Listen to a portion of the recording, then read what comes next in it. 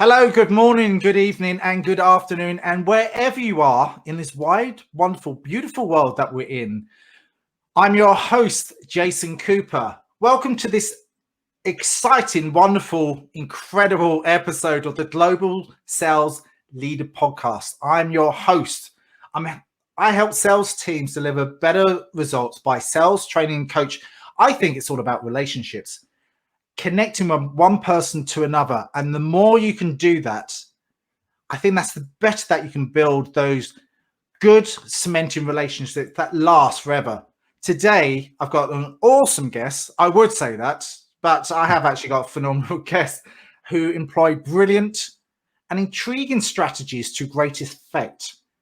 And he helps organizations and people grow. My guest, Paul, would you pronounce your surname? Because I don't want to. It completely balls it up. Moussoulides. Well, it's actually the kind of Anglicized. I mean, Moussoulides would be in Greek, but Moussoulides is what I normally say.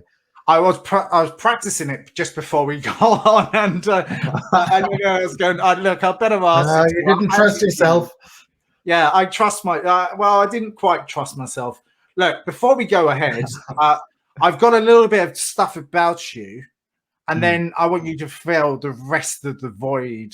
That's who you are. So you gave me this. You're one of the most sought after voice coaches and communication coaches, consultants. And over the last 20 years or so, I think you're younger than that, you have coached around about 85,000 people. That is a big number. That's something to boast about. That's awesome.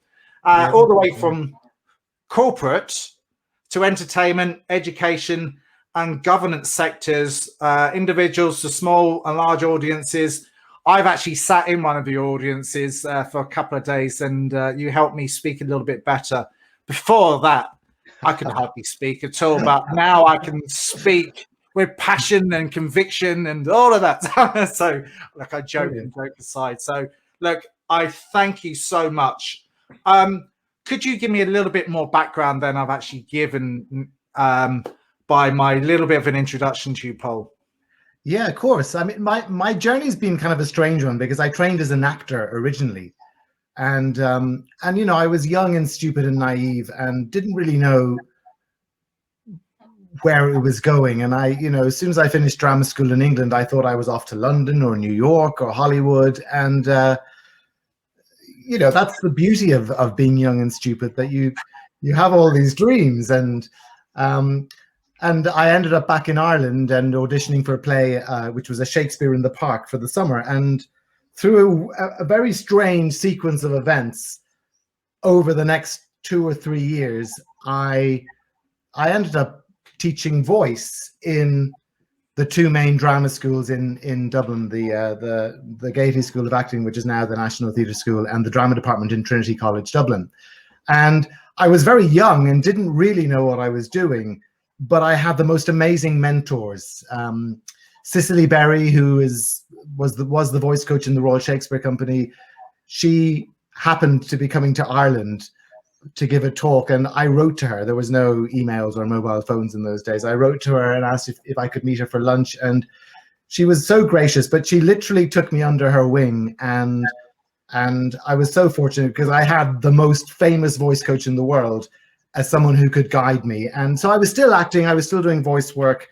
And I think the big turning point for me was a few years later when I was asked to do a voice session in the Irish Management Institute.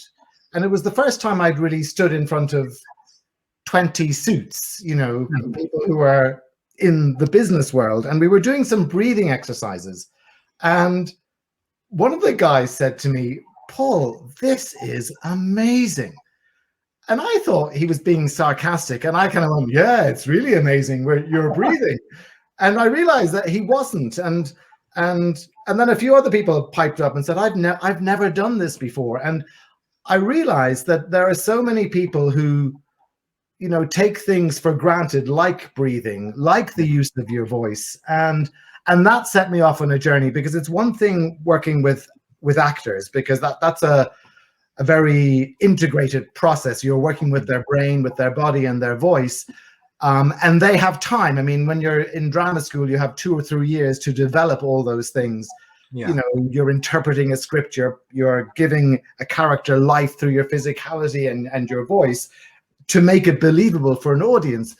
But in the real world, you're doing something similar. You're interpreting words that are normally on a script or a part of a product description, or you know, the benefits and what something can do for you. But then you don't have 2 or 3 years to train to make it believable. And that always worried me, because I still to this day meet people who will say, oh, my presentation didn't go very well, or my pitch didn't go very well, because I didn't have enough time to prepare.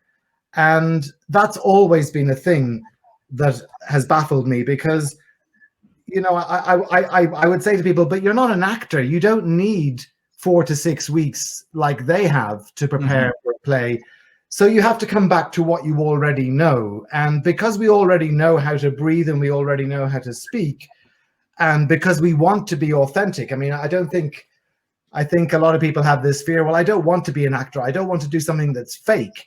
And my thing has always been to help people really understand what it is to be human and what it is to connect and engage. And it's only in recent years that, you know, we talk about empathy and connection and engagement and all these wonderful words.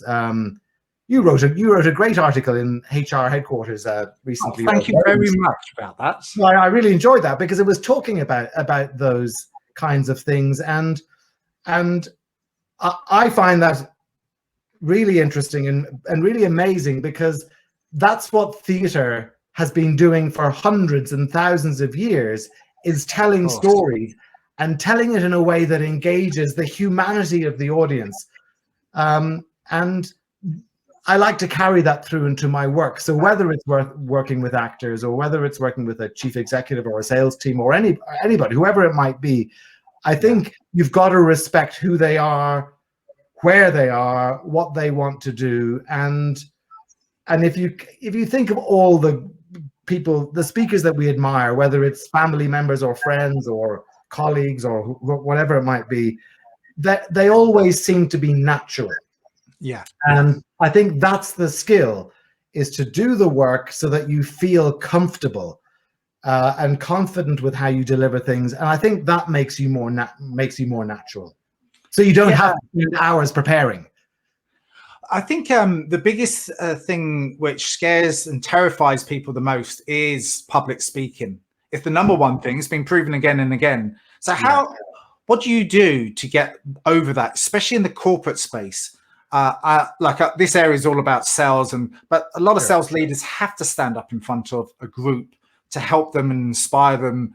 I'm actually thinking of the Wolf of Wall Street there, when he stood up in front of the whole group and inspired them and got them going and got them revved up and motivated. But I suppose in a way that's what they have to do, but using their language in the right way, in the right terminology, to get them into the right headspace so they can go ahead and be motivated for the day.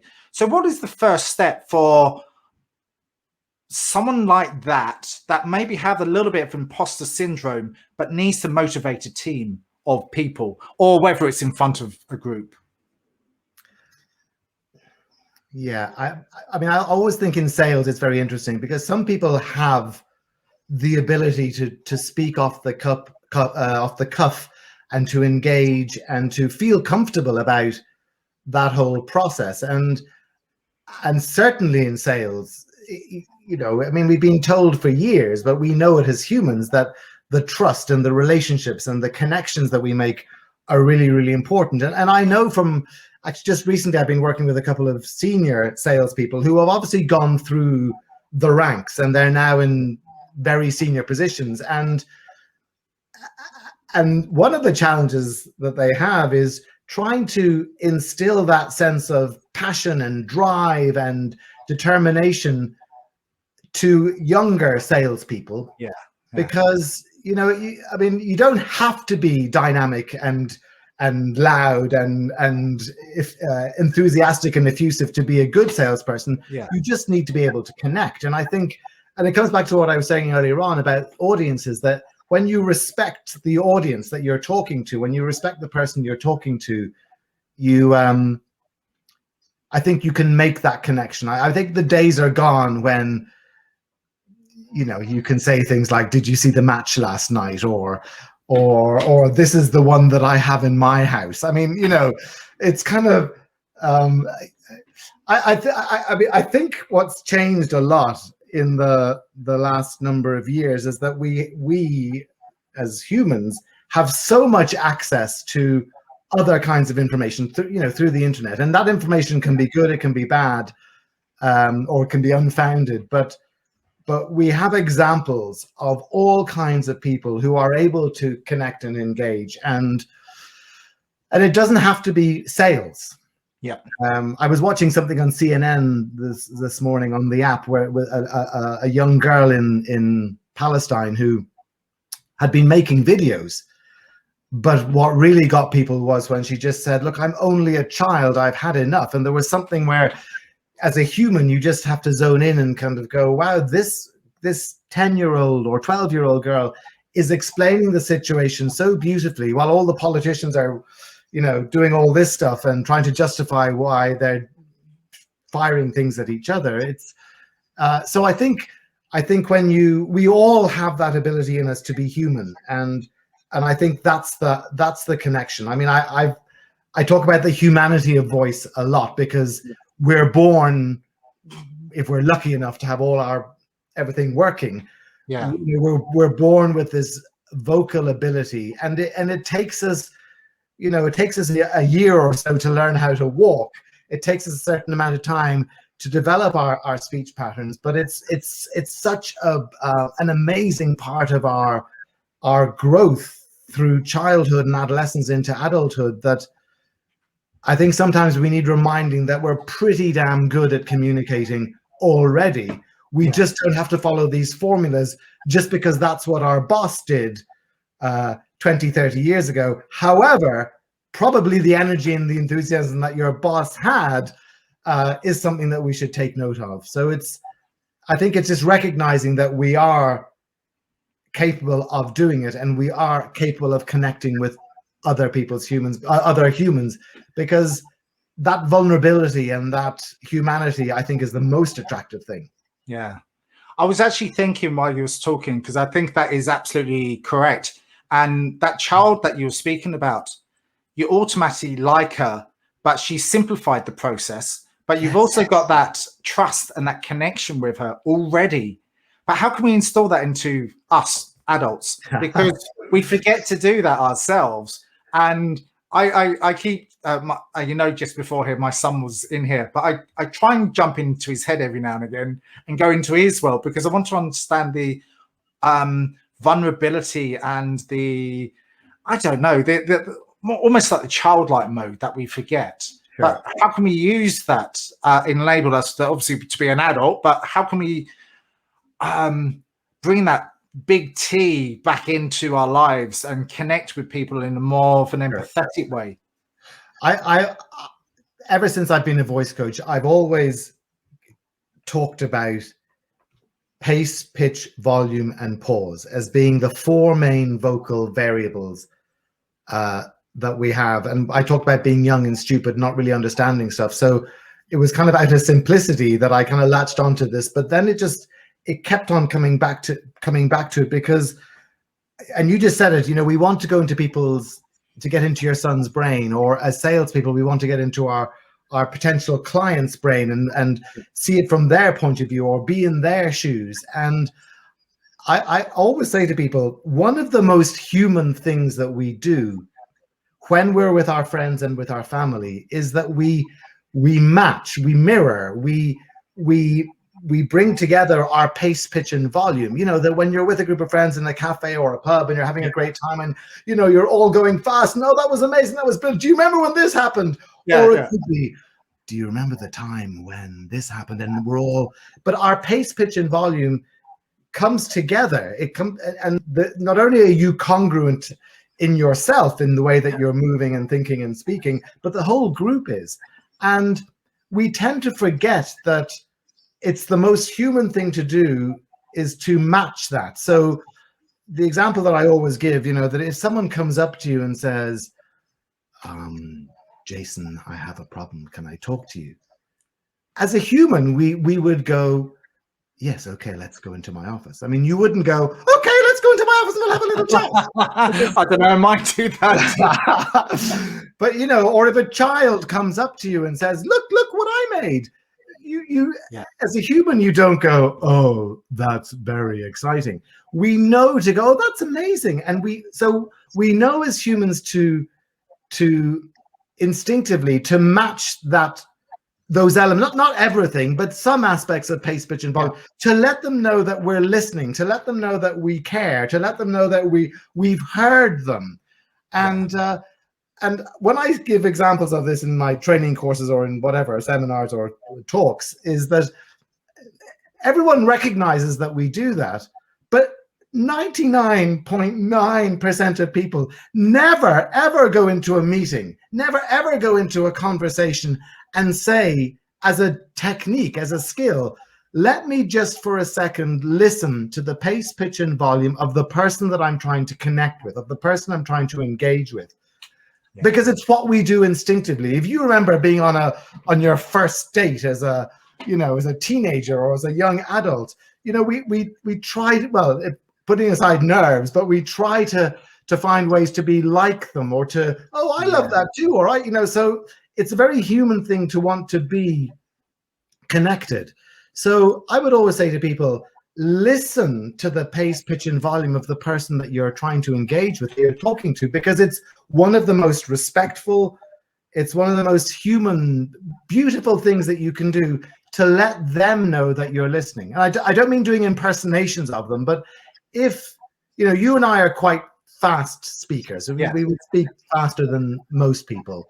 But, if you have someone who's very quiet and considered, and they're asking you questions in a particular way, it would do a huge injustice to them and to you to kind of go, well, the reason we do that is because, and we go into this mode when they're actually giving you a clue. They're actually telling you, this is the way that I speak, the way that I engage.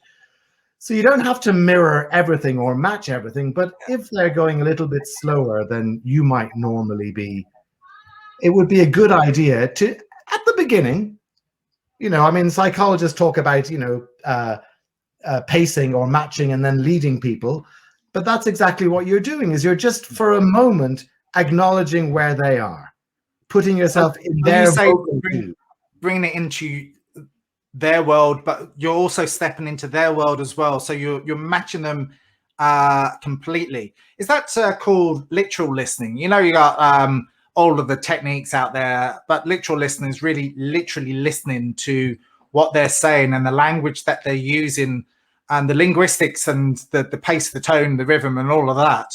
Well, that's actually that's a separate thing, but I mean, it's equally important. I mean, you are literally saying, are they speaking faster or slower than me? Okay. Are they higher pitched or lower pitched than me? Like I say, you're not doing impressions of them. Well, actually, I'll give you an example. I was working with a group of teachers, primary school teachers, a while back, and because primary school teachers are the highest profession for a voice user profession. Yeah. And I was talking about this in a slightly different context, but one of the teachers said to me, but Paul, if I have an angry or irate parent and they come into my classroom and they go, look, I'm really unhappy with the way they've been treating my child. What's going on in this classroom is ridiculous. And she said, if I match their pace, pitch, and volume, will that not be an argument? And I said, yes, absolutely it will be, but you don't have to match everything. Yeah. So if the parent is going, look, I don't know what's been going on in the classroom, it's absolutely ridiculous, you can just match their pace and kind of go, okay, look, I can see you're really upset. Let's go into the classroom and we'll talk about it. Oh, that's a really good point, Paul, because the way, sorry to jump in there, but it's the same thing in customer service, when you get irate and angry customers. And I heard something on the radio. I listen to UK radio a lot because I'm English. But they were doing this ad, it says in this world today that there are a lot of angry people shouting and screaming and because of well-being and all of that sort of stuff. Just think of it, what it's like in their shoes when they hear a lot of angry voices. So for the customer service people and even salespeople and people in business, should they do the same and match probably the tone and maybe the tonality, but not the Absolutely, because like I said, you can just match the pace. I mean, if they're speaking quickly, what you're doing is not overtly, but you're saying, I can see that you're distressed. I mean, you can even say that I can see that this is bothering. I mean, I always say in customer service that if someone comes to you with a problem, don't create another problem. If I'm bringing back this mug to wherever I got it, and I say there's a crack in the mug, and if their comment is, well, was there a crack in it when you bought it, or do you have the receipt, or the best one is, well, did you open the packaging? And you're kind of going, of course I opened it, because how would I know? And immediately you're just raising so I always say, just you're not giving in to them. You're not saying, but even just saying, oh, that's unfortunate, or I can see that's a problem. Let me have a look and I'll see what I can do. And at least then their brain is going, oh, Jason's going to have a look at it. He understands where I'm coming from. And then you can ask about the receipt, or you can ask about other stuff, but don't create a problem when a problem's coming to you. You've got to, I think this whole idea of just respecting the humanity. I mean, I think that's just good customer service. I think so, yeah. There was this theory 10, 20, 30 years ago, which just used to really annoy me, where people would say that, if someone is speaking really fast and really loud, just talk really quietly and really slowly, and they'll have to listen to you. And I thought, no, they're not, because you're talking slowly and quiet. They won't even hear you. That was a question I was going to ask. Where they are.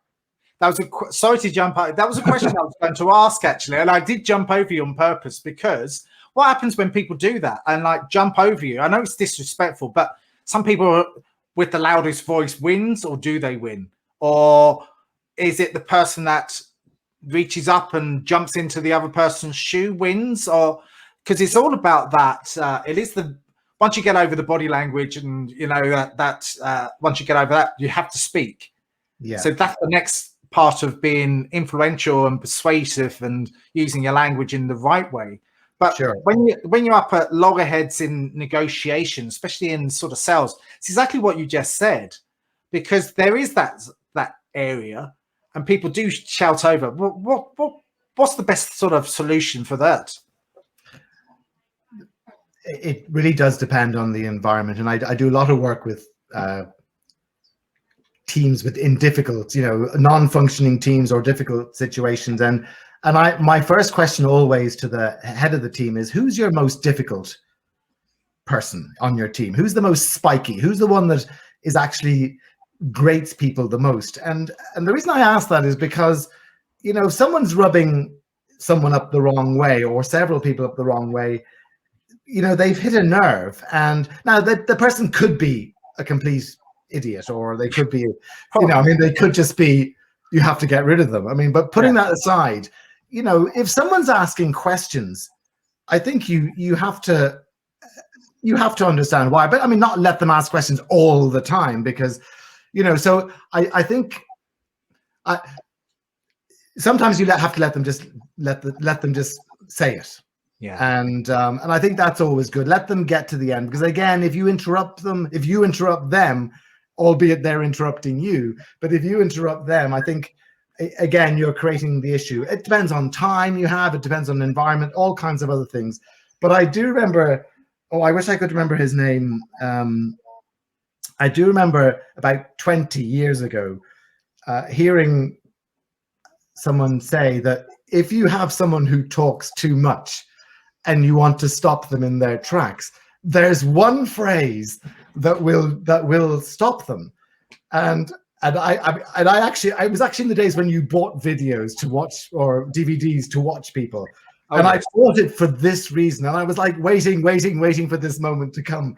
And there what he said, just say to them, what I like about you is, says nobody but nobody will talk over you when you say something along those lines. Now, you can't just say what I like about you is, and then talk about something else. But for example, you could say, what I like about you, Jason, is that you always ask questions that are really important to the bigger picture. But if you don't mind just holding on for 1 second, let me finish what I'm saying, and I promise you I will come back to that. Oh, I love it. So it's like, well, what I love about you is just the energy and passion you have. And I know that you wouldn't be talking like this if you didn't feel strongly about it. And we need everyone to feel strongly about it, but we also need to be on the same page. So it's a lovely way of, I mean, it's a bit mean, but it's a very effective way of dealing with somebody. You can't do it all the time, and you have to have something positive to say, but that's when you're getting into the whole linguistic area of how do you optimize the language that you have. I think that's really cool. I like that. I've actually written that down. I can't even speak now. You've confused me. So what I like about you, Paul, is you're very good at what you say and you do. I like that because I think that will work really effectively in negotiation, especially when there's two egos in the room and maybe they're clashing at head on. But that's a really good way just to fizzle out any sort of anger, anguish, or anything like that, because we all get that at times. Sure. And sometimes we forget these wonderful techniques and processes that we do have. So you've been doing this a number of years now. So you're obviously expert at what you do, which I love. So I'm rubbing your ego in the right way. So thanks. I've just learned from you. So that's really good. Well, I have to say, Jason, that I do feel that, I mean, yes, I have been doing it for a long time, but I do feel that balance between the performance world, my work in theater and film, and then the corporate or education or governance world, because they are so closely connected. And for me, going back and working on a film or working on a TV series is like nourishment, because it's because you have time to see the actor's process, or to see how it works, or to the whole idea of how we see ourselves or how we want people to see ourselves. The director is seeing something through a lens, and the actor is trying to influence that. And that's no different to what we do when we walk out and we become our brand, or we align with our product, or we align with our client.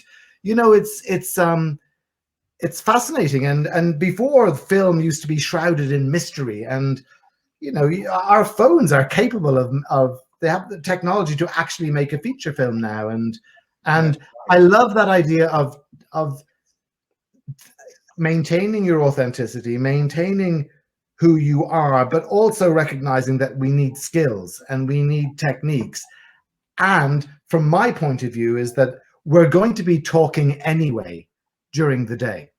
So there is absolutely no excuse to be saying, as you're talking to your wife, your husband, your boyfriend, your boss, your whoever it might be, your children, there's no reason why you can't say in your mind, I wonder if they're faster or slower than me.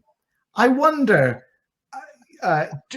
do I tell them what the answer to the question is, or do I encourage them to find it for themselves? I mean, you can actually, don't tell them what you're doing ever, but you can actually challenge yourself, because the person you are today is not the person you were last week. You've grown a little bit.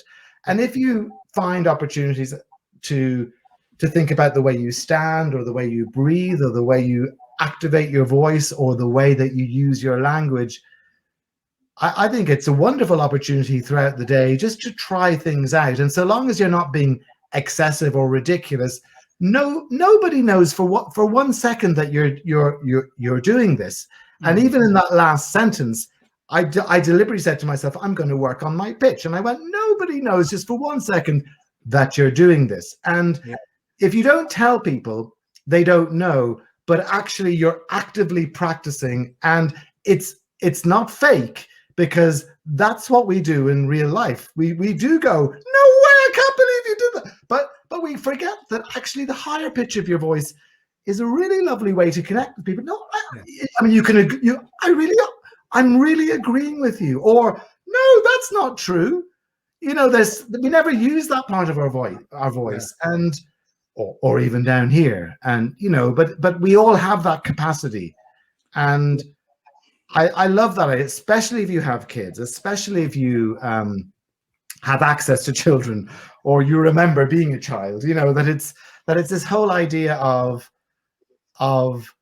just letting your voice become what it is. Because I know I'm not sure who was that said it first, but you and I both know Owen Fitzpatrick and Brian Colgan, and Brian Colbert. Brian will come, Brian Colbert, and they talk about, and I remember hearing them say, "You've never met a boring 5-year-old."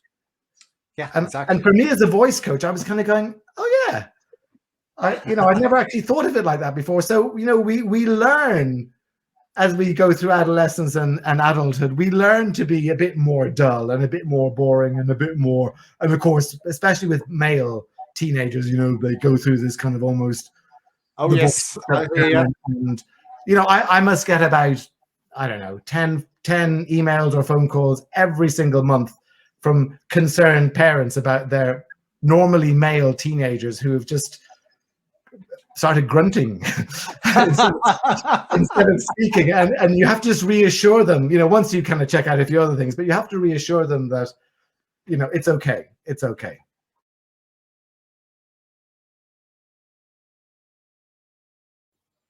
Thank you for listening to part 1 of the Global Sales Leader podcast. I'm your host, and you've been listening to Pol. And Pol, the voicecoach.ie or voicematters.com, you're going to hear some more inspirational ways of using your vocal cords to present yourself better when you're in a sales leadership situation, or you're communicating with people. How to do this in a more intelligent way to produce results that work for you and for your audience listening to you. So I hope this helps, and I'm looking forward to seeing you on podcast 2 of the Global Sales Leader with Pol.